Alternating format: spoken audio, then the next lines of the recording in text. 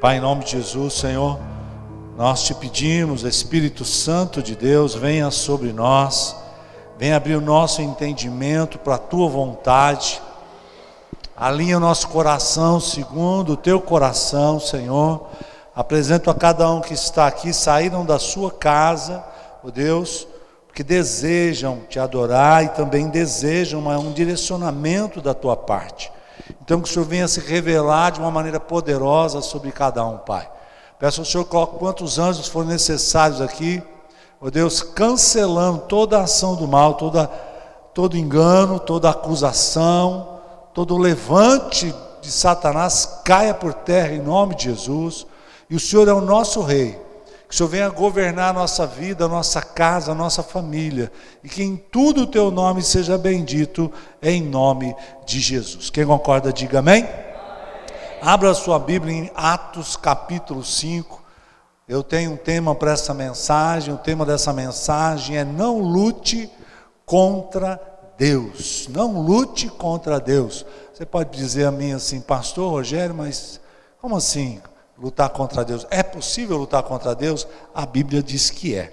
Vamos ler Atos capítulo 5, eu quero ler do verso 29, tá? Vai lá no 29, Atos 5, capítulo 29, diz: então Pedro e os demais apóstolos afirmaram: antes importa obedecer a Deus do que aos homens. Diga amém. Verso 30: o Deus de nossos pais ressuscitou a Jesus, a quem vos matastes, pendurando-o no madeiro. Deus, porém, com a sua destra, o exaltou a príncipe salvador, a fim de conceder a Israel o arrependimento e a remissão dos pecados. Ora, nós somos testemunhas desses fatos, e bem assim o Espírito Santo que Deus outorgou aos que lhe obedecem. Eles, porém, ouvindo, se enfureceram e queriam matá-los. Mas, levantando-se no sinédrio, um fariseu chamado Gamaliel, diga Gamaliel, mestre da lei, acatado por todo o povo, mandou retirar os homens por um pouco e lhes disse: israelitas, atentai bem no que ides fazer a estes homens, porque antes desses dias se levantou Teudas, insinuando ser ele alguma coisa, ao qual se agregaram cerca de 400 homens, mas ele foi morto, e todos quantos lhe prestavam obediência se dispersaram e deram em nada. Depois desse, levantou-se Judas, o Galileu, nos dias do recenseamento, e levou muitos consigo. Também este pereceu, e todos quantos lhe obedeciam foram dispersos. Agora vos digo: dai de mão a estes homens, deixai-os, porque se estes conselho ou esta obra vem de homem, perecerá, mas se é de Deus, não podeis destruí-los, para que não sejas porventura achados lutando contra Deus. E concordaram com ele. Chamando os apóstolos, açoitaram-nos e ordenaram-lhes que não falassem em nome de Jesus. Os soltaram e eles se retiraram de sinédrio, regozijando-se por terem sido considerados dignos de sofrer afrontas por esse nome. E todos os dias, no templo e na casa em casa, não cessaram de ensinar e de pregar Jesus, o Cristo. Diga graças a Deus. Você que pode dar uma salva de palmas à palavra do Senhor. Glória a Deus, aleluia. Louvado o nome do Senhor. Bem, nós estamos aí em Atos dos Apóstolos, significa as atitudes que os apóstolos tiveram depois que Jesus ressuscitou e subiu aos céus e os ordenou a ir de pregar evangelho a toda a criatura. Ali, se você vê o contexto, já lá no capítulo 4, os apóstolos estão pregando sobre Jesus.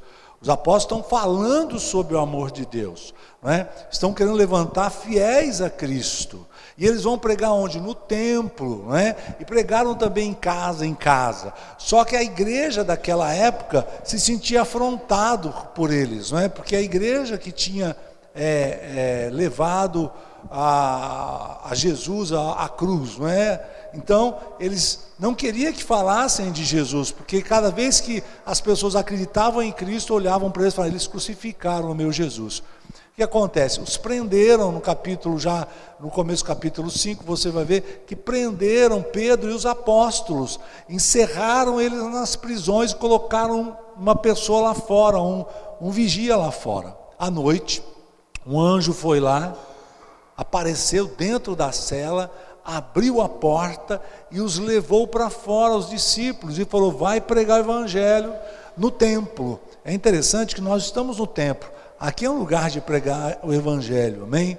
Então, aí eles foram até o templo e voltaram a pregar, mesmo sabendo que estavam proibidos de pregar. Sabe, é interessante, nós até que cumprimos bastante as ordens do governo, né, de não estar pregando na pandemia, mas nós somos um dos últimos que parou de pregar e um dos primeiros que começou a abrir a igreja. Ainda muita gente não tinha aberto a igreja, a gente abriu. Muitas pessoas falam: mas o senhor não pode abrir e tal, porque é contra a lei. Bem, Pedro foi chicoteado, foi ali fustigado, né? Pela lei da época, porque dizia não pode pregar, ele pregava. Paulo também, né? Todos os discípulos foram proibidos de pregar, e nós não podemos deixar de pregar o evangelho. Você fala: nós estamos sujeitos à lei dos homens. Sim, estamos sujeitos à lei dos homens enquanto eles não intervirem na lei de Deus. Primeiro a lei de Deus. O apóstolo Pedro fala assim, que é melhor obedecer a Deus do que aos homens. Então, primeiro Deus, depois a lei do homem, né? Senão de repente eles põem uma lei aí que os pastores vão ter que casar homem com homem, mulher com mulher. Eu não vou obedecer a lei dos homens, vou obedecer a lei de Deus. Você está aqui? E aí por mais, não é? E o que acontece? Nós estamos vendo aqui que eles saíram e pregaram o evangelho, mesmo com a lei e os sacerdotes dizendo que não, eles estão pregando o evangelho. De repente eles falaram: chama lá, traz os apóstolos, vamos falar com eles, não é? E quando foi trazer os apóstolos, abriram a cela. Isso me alegra muito, nenhum apóstolo estava lá. Sabe, eu quero dizer a vocês que o mundo sobrenatural não é só daquela época. Hoje também o mundo sobrenatural existe. O livramento de Deus, a presença de Deus, a ação de Deus com os anjos ainda acontece no nosso dia a dia. Você não pode olhar as impossibilidades da sua vida pensando que Deus não pode fazer nada. Deus pode fazer tudo. Deus pode nos transladar, Deus pode nos curar, Deus pode transformar a maldição em bênção. Deus pode tudo, Ele é poderoso para tudo. Nosso coração precisa estar sempre firmado que Ele é o dono do impossível. É impossível para nós, mas para o nosso Deus nada é impossível. Diga amém. E aí o que acontece? O anjo vai lá, abre a porta, continua pregando. E aí eles chegam, não encontram, voltam até o sacerdote e falam: não sei o que aconteceu. Eles estavam presos dentro da cela, está o vigia lá fora, e ninguém viu, mas eles não estão lá, eles estão, sabe aonde? Pregando o evangelho no templo. Agora acata eles, traz eles aqui, nós vamos acabar com eles. Enquanto isso, Gamaliel se levantou, e Gamaliel, se você se recorda, para quem lê a Bíblia, Paulo foi ensinado por Gamaliel. Gamaliel era um dos mais inteligentes ali, ele era já de idade, muito inteligente, né? Muito cheio de espírito, de sabedoria. E aí ele se levanta e fala: peraí, olha. E ele relata, né? Houve outras pessoas que se levantaram. E essas obras, quando não era de Deus, acabava, virava nada, né? Mas se esse Pedro e esses apóstolos realmente são de Deus, não é bom que vocês se peguem lutando contra Deus. Porque até então eles estavam lutando contra Deus, eles foram contra Jesus, eles crucificaram Jesus, eles foram contra a vontade de Deus. O templo rachou, quebrou ao meio, não é? A presença de Deus não estava mais com eles, eles estavam agora fadados a uma luta não contra o diabo, mas contra Deus. E aí ele fala, olha, melhor não fazer nada com esses homens, deixa, se não for nada, Pedro e os apóstolos vão pregar e não vai dar nada. Agora se for, aí é Deus, então não vamos estar lutando contra Deus. E aí para a gente encerrar aqui só o contexto, eles falam, realmente, vamos fazer isso então, você tem razão. Só que antes de liberar eles deram uma surra em todos os apóstolos, não só em Pedro, em todos os apóstolos deram uma surra, e eles saíram felizes por poder, né, serem martirizados, passar por aquela dificuldade, apanhar por causa do Evangelho, sabe? Eu gostaria que todos nós tivéssemos essa força emocional, essa força espiritual de fé, de muitas vezes sermos perseguidos, sermos afrontados, sermos humilhados, sermos aí também rechachados, né? Assim, deixados para lá muitas vezes, né? E nos alegrar, porque nós estamos passando essas dificuldades, por causa do Evangelho, que nós pregamos o Evangelho. Muitas vezes não convidam você para o aniversário porque você é o crente, não é? Muitas vezes te deixam do lado porque você é o crente, muitas vezes se sente ali inferiorizado, né? Rejeitado. Rejeição é muito difícil, mas você precisa olhar e pensar dessa forma, que bom, glória a Deus, eu estou sendo rejeitado porque eu prego o Evangelho, eu estou sendo perseguido porque eu prego o Evangelho, estou passando dificuldade, mas é porque eu faço a obra de Deus, eu estou com o Senhor. Porque quando nós estamos fazendo a obra de Deus, não vai perecer, vai continuar, as pessoas vão ver a glória de Deus na nossa vida lá na frente. Você está aqui, amado? Tá? Que é o reconhecimento do poder de Deus na nossa vida. E aqui ele fala, olha, cuidado para não lutar contra Deus. E aí o Senhor começou a mostrar para mim que tem muito crente que muitas vezes está lutando contra Deus, porque o crente hoje em dia é mais fácil colocar toda a culpa no diabo, não é verdade? Não, foi o diabo não está permitindo que eu namore fulano, o diabo não está permitindo que eu entre naquela empresa, o diabo não está permitindo, e a gente esquece que o Senhor é o dono da chave, né? A porta que Ele abre, ninguém fecha, a porta que Ele fecha, ninguém abre. Às vezes nós estamos batendo naquela porta que Deus fechou, às vezes nós estamos querendo passar por aquela porta aberta, não é? Que não foi Ele que abriu, você entende? E aí o que acontece? Nós estamos lutando contra a vontade de Deus. Deus tem uma vontade para nós. Quando nós estamos fora da vontade de Deus para nós estamos lutando contra realmente o governo e a direção de Deus. Então nós precisamos nos render mais, sabe? Nós precisamos nos render à vontade de Deus. O próprio Senhor Jesus se rendeu à vontade de Deus, não é? Senhor, não afasta de mim esse cálice, mas contudo, todavia, que seja feita a tua vontade, porque a vontade de Deus é boa, agradável e perfeita. É a vontade de Deus para mim e para você, e diga graças a Deus, amém? E também a palavra diz que tudo coopera para o bem daqueles que amam e servem a Deus. Tudo coopera. Tudo é o quê? Deu uma tropeção, isso é tudo? Amém, é tudo, não é? Atrasei, isso aí também? É Deus no assunto. A única coisa que nós precisamos fazer é o quê? Quando fala que tudo coopera para aqueles que amam, não é? E servem a Deus. Você ama a Deus? Amém, amo a Deus, eu amo a Deus. Eu sirvo a Deus? Eu sirvo a Deus. Talvez você pode falar, mas eu não trabalho na igreja, mas você serve, leva o Evangelho, não é? Você dá um bom testemunho. Então nós precisamos começar a crer que Deus está à frente. Nós precisamos crer mais que é Deus que está agindo na nossa vida. Nós não podemos colocar, não é, crédito ao inimigo, porque Deus está nos levando, não é, a um propósito dele. Nós estávamos falando com o pastor Rodrigo esses dias. José, se Deus chegasse até José e contasse para ele o propósito, né? E contou, o propósito de José qual que era? Ser governador, os feixes de trigo vão se dobrar para você, que sonho maravilhoso. Então ótimo, que propósito maravilhoso. Só que ele não contou a trajetória, né? Olha, você vai ser vendido, você vendido pelos seus irmãos, vão te jogar num poço, vão te vender para os ismaelitas como escravo, você vai parar na casa lá de Potifar, vai pensar que vai se dar bem, começa a ficar bom, aí vem a mulher de Potifar e faz lá uma acusação falsa a você, você vai para a cadeia, você vai ficar lá 7 anos na cadeia, não é?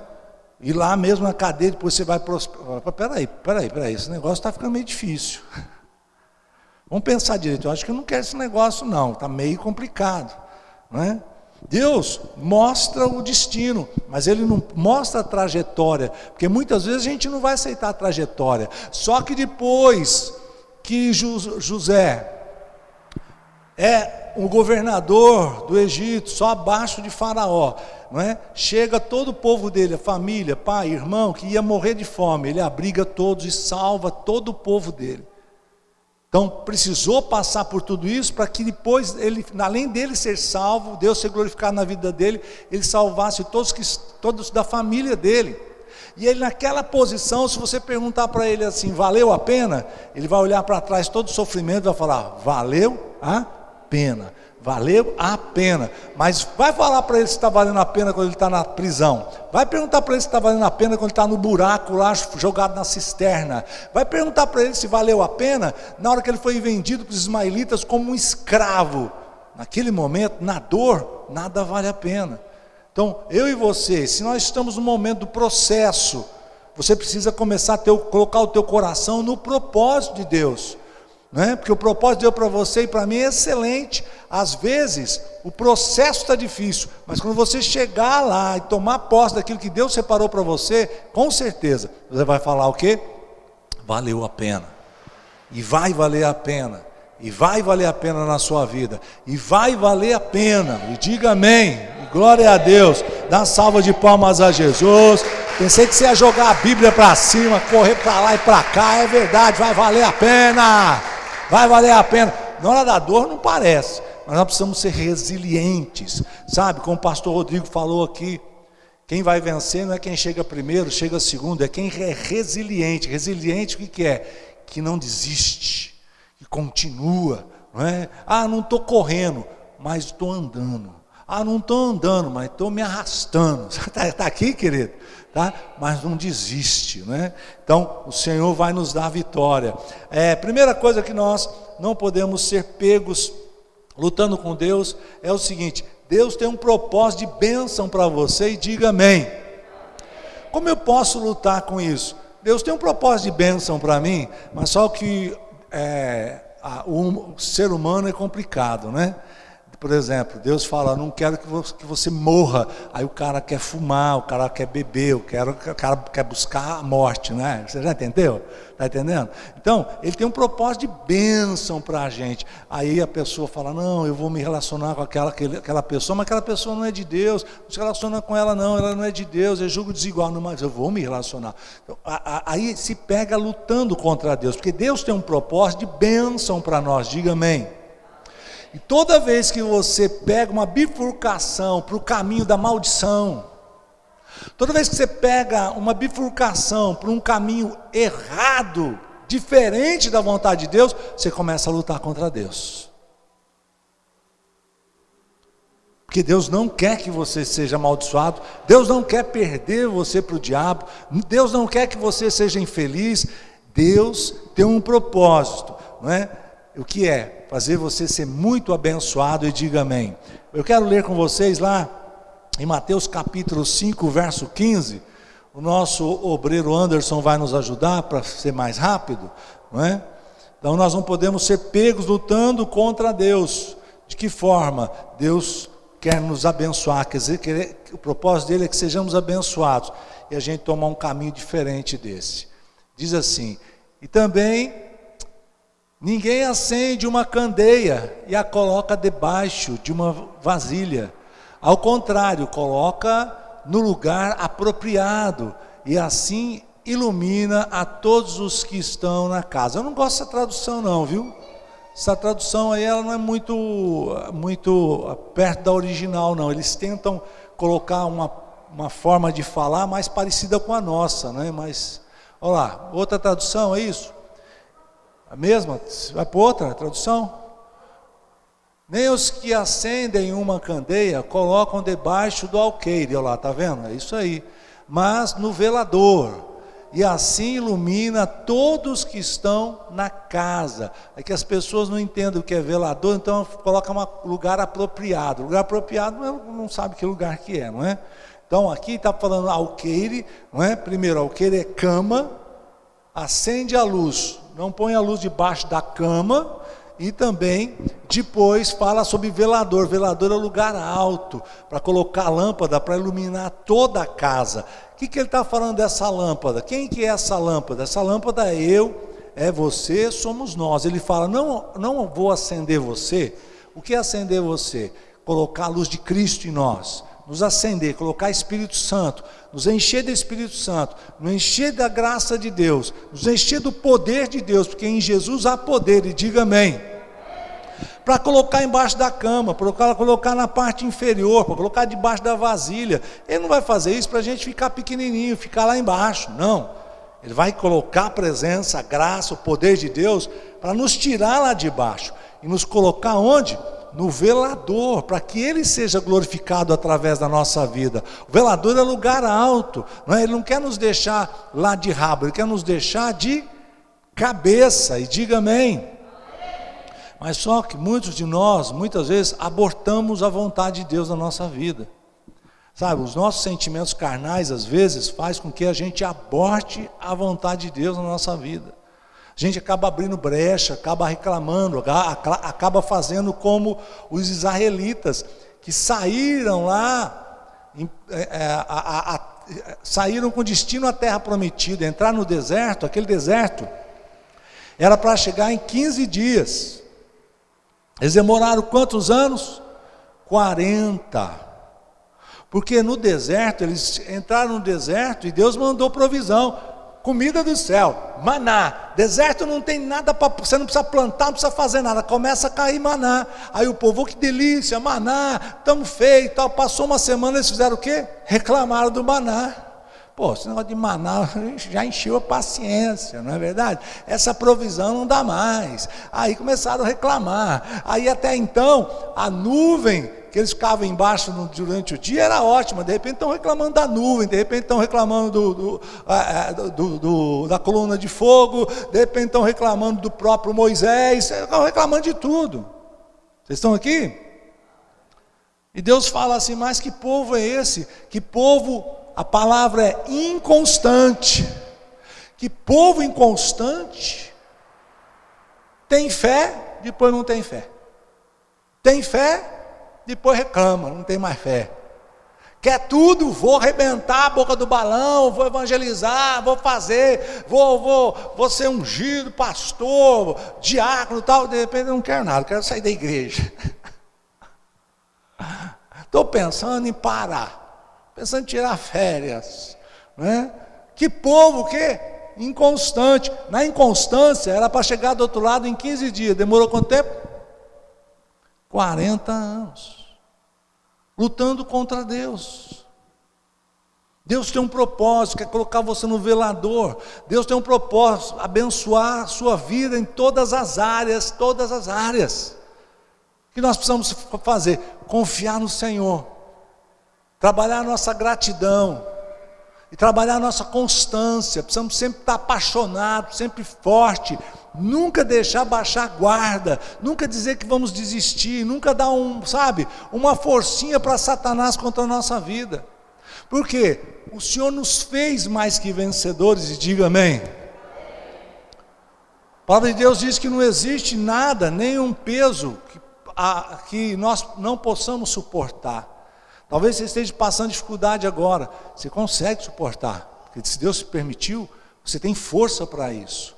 E todo esse processo vai te dar sabedoria, resiliência, não é? Estrutura, para que quando você estiver naquele lugar alto, você glorifique a Deus e não glorifique a você. E quando nós estivermos no lugar alto, a gente vai falar assim, olha, estou aqui, mas você não sabe. Quando era no começo, a gente tinha igreja vazia, com pouquinha gente. Hoje está lotado, mas a igreja era pequena. Olha, você não sabe, hoje eu tenho tudo isso de dinheiro, mas eu andava com chinelo no começo, com prego enfiado numa havaiana enfiada, com prego enfiado na havaiana. Olha, eu passei por dificuldade, mas Deus me colocou aqui. Esse processo vai ser um testemunho do que Deus fez na sua vida, para você chegar lá. É um processo de nos manter humildes, para quando estivermos lá, a gente falar, não, porque eu sou bom, porque tudo deu certo na minha vida. Não, porque o bom entrou na minha vida, tirou a maldição e me abençoou, e eu quero glorificar Ele em nome de Jesus. Dá uma salva de palmas ao Senhor. Forte é para Ele! Não vamos lutar contra Deus.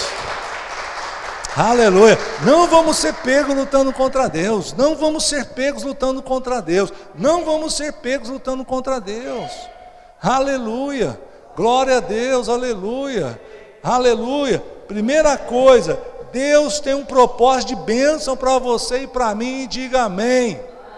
E Ele não vai permitir que a gente caia em maldição, não vai permitir que a gente sofra. Por isso muitas vezes nós precisamos agradecer os não de Deus. Deus também diz não, né? Sabe? Deus diz não. Você fala, agora é a hora. Deus fala não. Deus, me livra agora. Não. Porque José deve ter pedido tanto livramento para Deus. Me livra do poço. Não. Me livra dos meus irmãos que querem me matar. Não. Me livra de ser vendido como escravo. Não. Me livra, Senhor, ó Deus, da mulher de Potifar, não. Ó Senhor, me livra da cadeia, não. Aí quando ele chegou, falou, Senhor, faz o que o Senhor quiser. Você vai ser governador do Egito. Sim. Você está aqui, amado? Você está aqui? Ele não lutou contra Deus. Deus fala não, por quê? Quem é pai ou mãe aqui?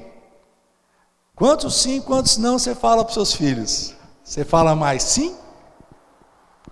Ou fala mais não? Hoje você falou quantos sim para o seu filho?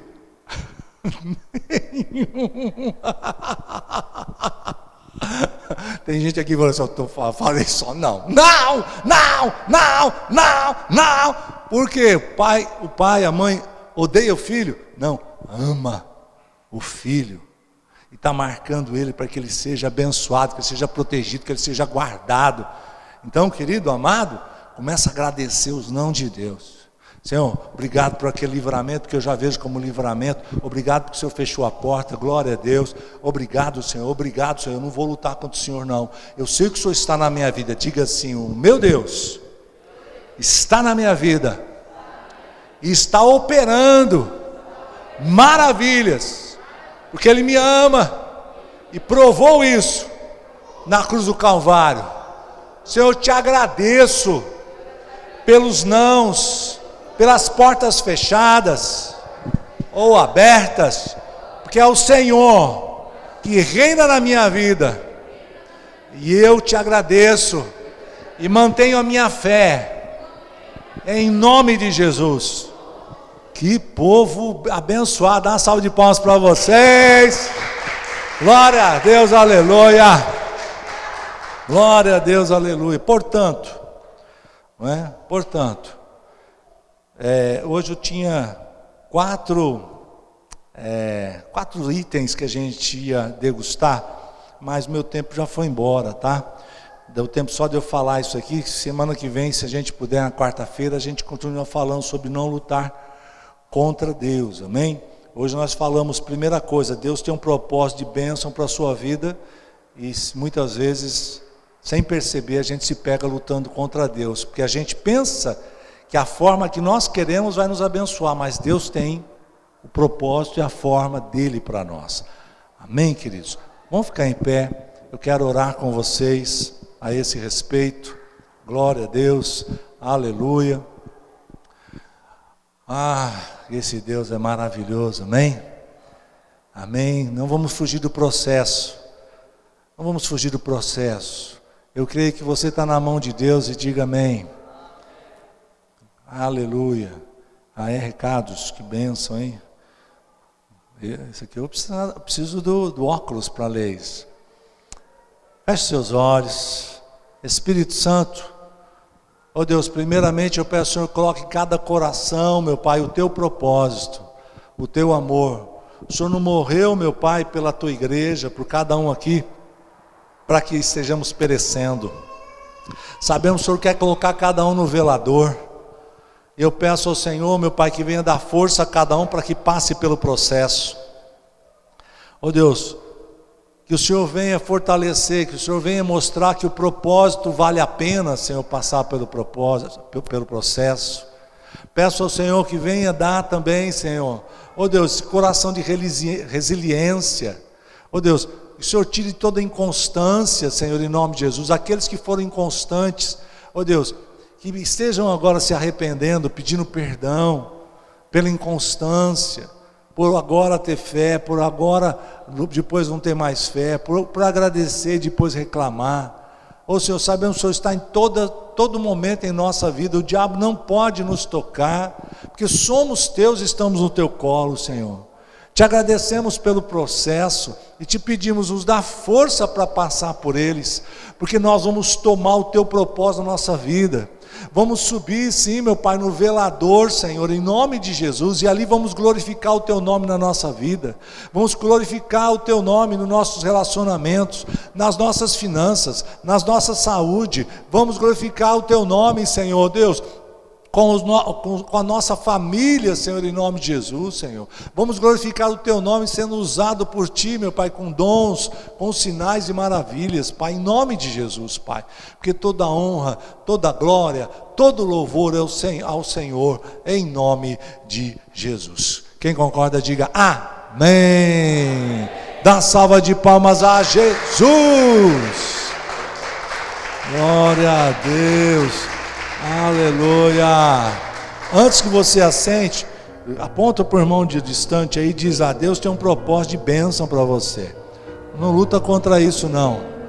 Deus tem um propósito de bênção para você. Não lute contra isso.